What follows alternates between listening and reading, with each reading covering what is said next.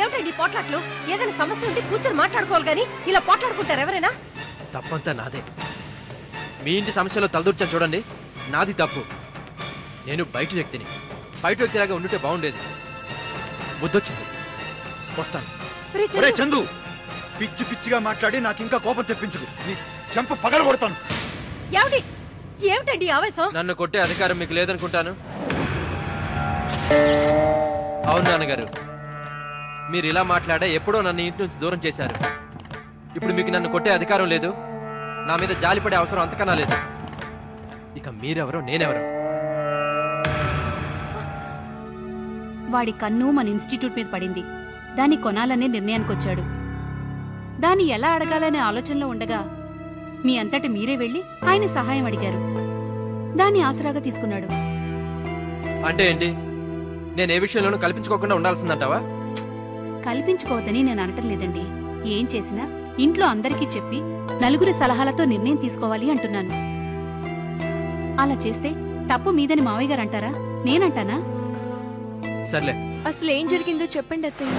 అదే సార్, దాని కిందకొచ్చే engineering, medical, లా కాలేజీలన్నీ నా పేరును రాసేయండి.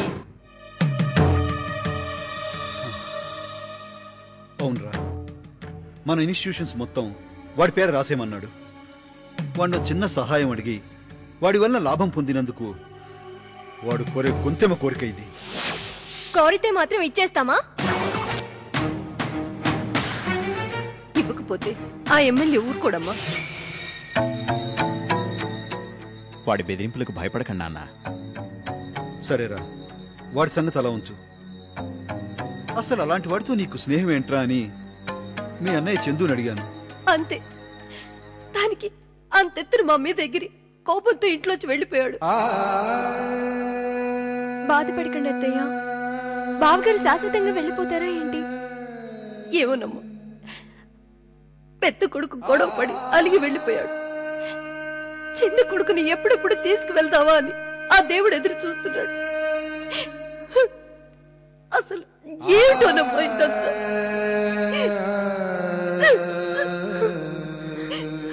అత్తయ్య, నాన్న, ఆ వ్యవహారం నేను చూసుకుంటా. మీరేం దిగులు పడకండి, నిశ్చింతగా ఉండండి. నిన్ను చూస్తుంటే నాకు ఇంకా బాధగా ఉంది. కొత్తగా పెళ్లి వచ్చిన నీకు ఇప్పుడే ఇన్ని కష్టాలు వచ్చాయి ఏమిటానని నేను దిగులు పడని రోజంటూ లేదు తెలుసా?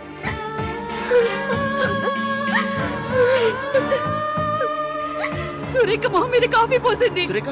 సురేఖ కాఫీయా? చూడు చూడు, ఏం లేదు అత్తయ్య, చూడు నీ మొహం మీద ఏం లేదు,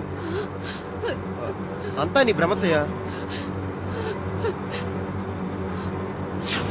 అదిగో సురేఖ, చూడు చూడత్తయ్య, సురేఖ. ఏమైంది నీకు? అది అది ఏం లేదులే అత్తయ్య. అనవసరమైన ఆలోచనలతో మీ ఆరోగ్యం పాడు చేసుకోకు. ఇదిగో తీసుకో, కాఫీ తాగు. తాగు. ఎందుకత్తయ్య? కాఫీలో విషం కలిపింది.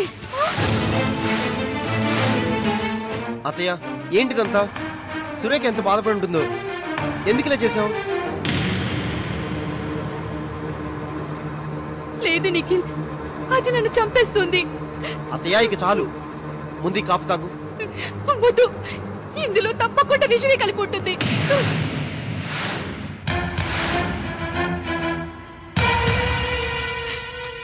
తను నీ కూతురు అత్తయ్య, నిన్నెందుకు చంపాలనుకుంటుంది?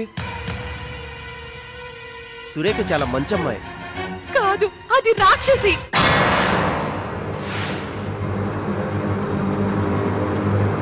తప్పత్తయ్య, అలా మాట్లాడకు. ముందు కాఫీ తాగు. నేను తాగను. పోనీ నేను తాగనా? ఏం కాదత్తయ్య, నువ్వు కూడా తాగొద్దు. పర్లేదు అత్తయ్య,